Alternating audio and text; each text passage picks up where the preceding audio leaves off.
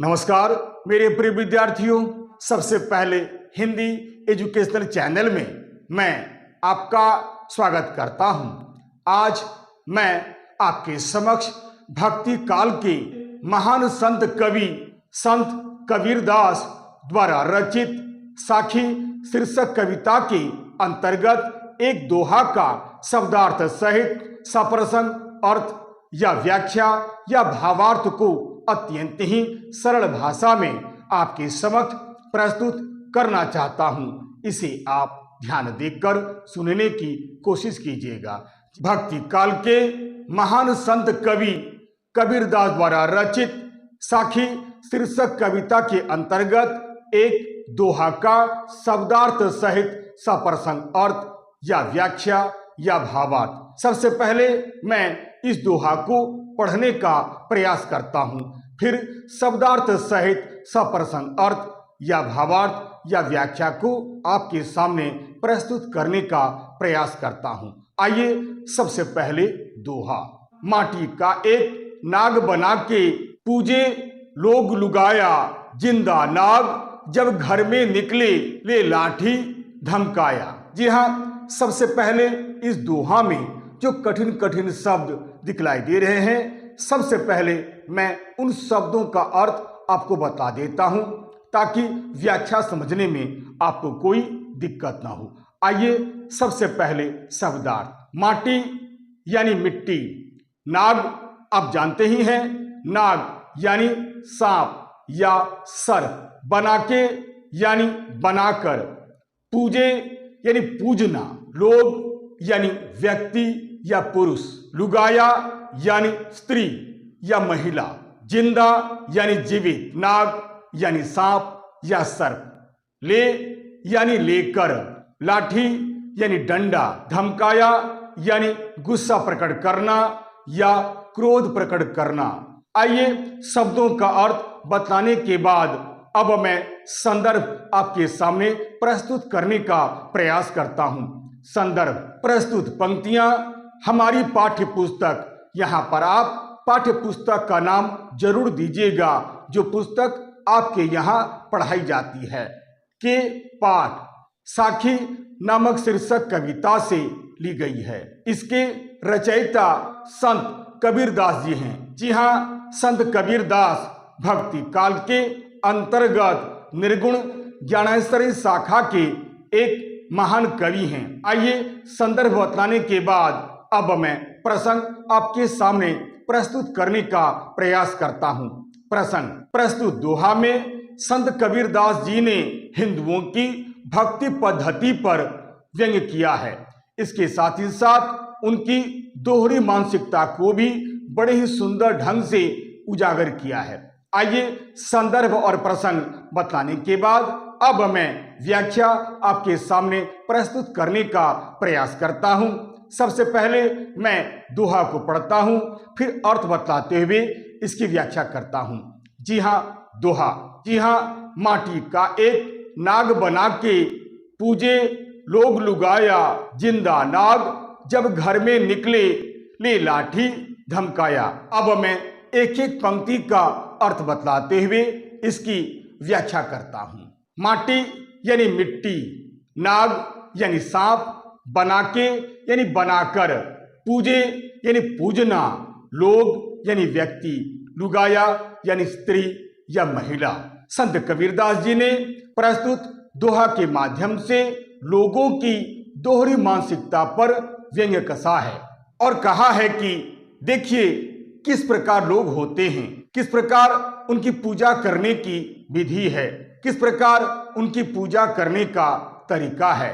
माटी का एक नाग बना के पूजे लोग लुगाया, यानी आपने प्रायः देखा होगा कि कई बार लोग अपने ही घर में मिट्टी का एक नाग यानी सांप बना लेते हैं और पूरी श्रद्धा व विश्वास के साथ स्त्री या महिला या पुरुष अपने ही घर में उसकी पूजा करते हैं। फिर जरूरत पड़ने पर पूजा हो जाने के बाद उसे कपड़े आदि से भी ढक देते हैं।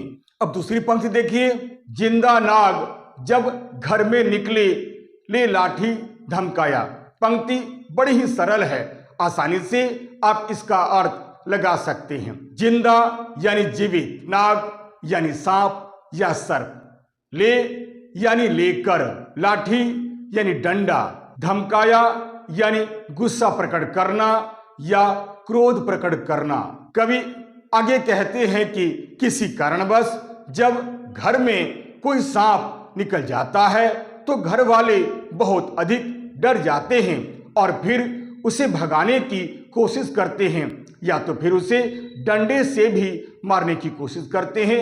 आपको बहुत ज्यादा गुस्सा आता है क्योंकि आपको डर लगता है कि कहीं यह सांप हमें नुकसान न पहुंचा दे, इसलिए लाठी लेकर उसे मारने के लिए दौड़ पड़ते हैं, उसे घर से निकालने की कोशिश करते हैं। माटी का एक नाग बना के पूजे लोग लुगाया, जिंदा नाग जब घर में निकले ले लाठी धमकाया। सचमुच कितनी विचित्र बात है। यानी आपने प्रायः देखा होगा कि लोग मिट्टी लेकर एक सांप बना लेते हैं और उसी निर्जीव वस्तु की वे पूरी श्रद्धा के साथ पूजा करते हैं। अरे भाई, जब मिट्टी का सांप बना है तो अवश्य ही वह एक निर्जीव वस्तु है जिनसे उन्हें किसी प्रकार की हानि नहीं पहुंच सकती है। लेकिन जब एक जीवित प्राणी यानी एक सांप कहीं से उनके घर में आ जाता है तो वे काफी भयभीत हो जाते हैं, वे उसे खतरनाक मान लेते हैं और उन्हें इस बात का सदा डर लगा रहता है कि कहीं सांप उनका नुकसान न कर दे। इसी वजह से वे सांप को नुकसान पहुंचाने की कोशिश करते हैं, वे सांप को मारने का भी प्रयास करते हैं और जब वे मार नहीं पाते हैं तो घर से भगाने की कोशिश करते हैं। सचमुच कितनी विचित्र बात है ना।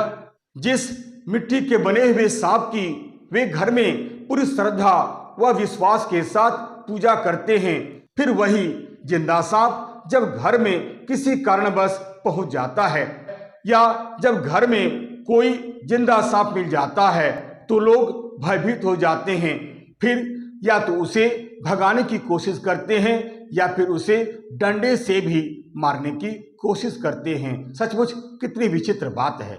इस तरह इस दोहा में संत कबीरदास जी ने लोगों की दोहरी मानसिकता को बड़े ही सुंदर ढंग से उजागर किया है, साथ ही साथ उनकी भक्ति पद्धति पर भी कटाक्ष किया है।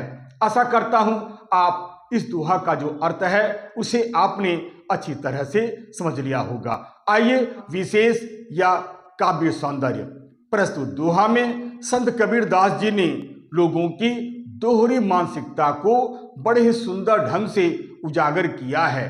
प्रस्तुत दोहा में संत कबीरदास जी ने लोगों की भक्ति भावना पर भी कटाक्ष किया है। इस दोहा में भक्ति रस के साथ साथ शांत रस का भी वर्णन बड़े ही सुंदर ढंग से किया गया है। इस दोहा में प्रसाद गुण है, इसके साथ ही साथ इस दोहा में यहाँ मिट्टी का बना हुआ नाग की पूजा होने के कारण तथा जिंदा नाग को देखते ही डंडे से मारने का वर्णन होने के कारण यहाँ विरोधाभास अलंकार है, साथ ही साथ ल वर्ण की आवृत्ति होने के कारण यहाँ अनुप्रास अलंकार है। प्रस्तुत छंद दोहा है। प्रस्तुत दोहा की भाषा पंचमिल खिचड़ी या सधुकड़ी भाषा है। आशा करता हूं आप इस वीडियो के माध्यम से इस दोहा का अर्थ अच्छी तरह से समझ गए होंगे। यदि आपको यह वीडियो अच्छा लगता है, उपयोगी लगता है, तो आप इसे लाइक करें, शेयर करें और तो और सब्सक्राइब करना बिल्कुल ही भूलें। तब तक के लिए नमस्कार, धन्यवाद।